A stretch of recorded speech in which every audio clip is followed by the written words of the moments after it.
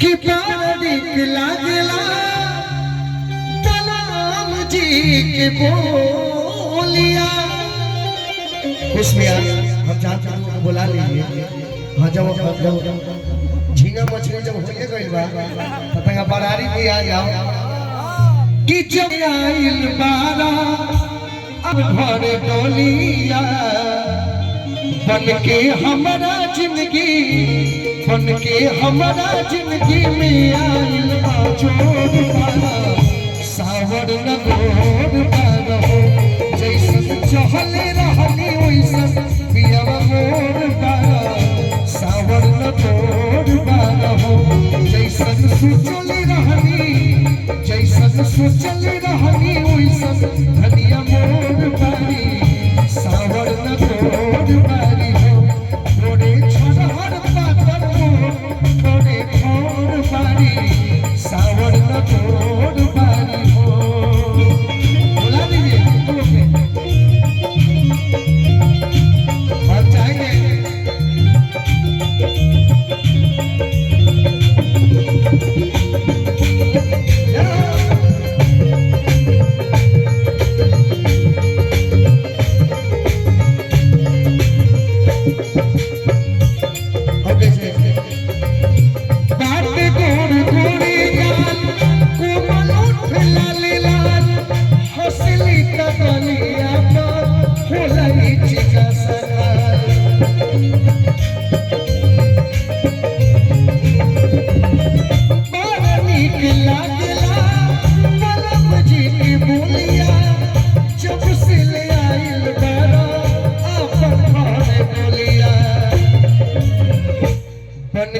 हमारा जिंदगी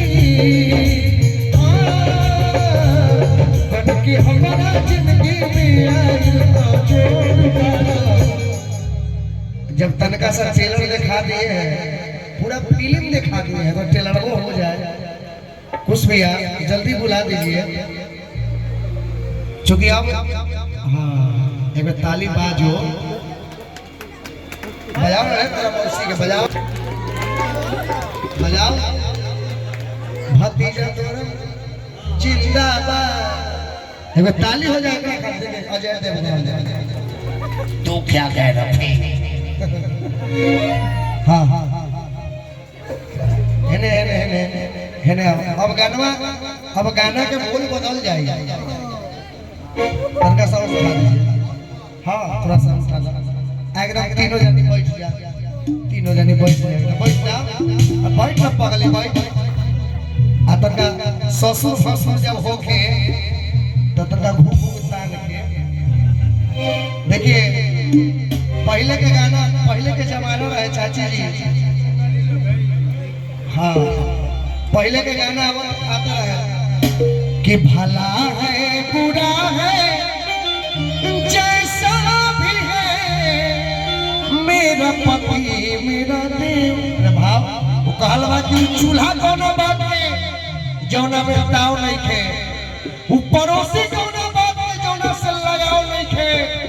और मेहरारू कोनो बात के जौना में भाव नहीं खे। असहु हर लड़की कहेली मैं तो अपने पापा की परी हूँ। अरे पगली तू अपने पापा की परी हो तो हम अपने पापा का पारा है बाबा। अब तू तो पारा में नहीं खा पुरनका पारा वाला कैसे कहल वाला का भाव होके चाहिए तंगा भाव में पहले गाना होत रहे कि भला है बुरा है अरे जैसा भी है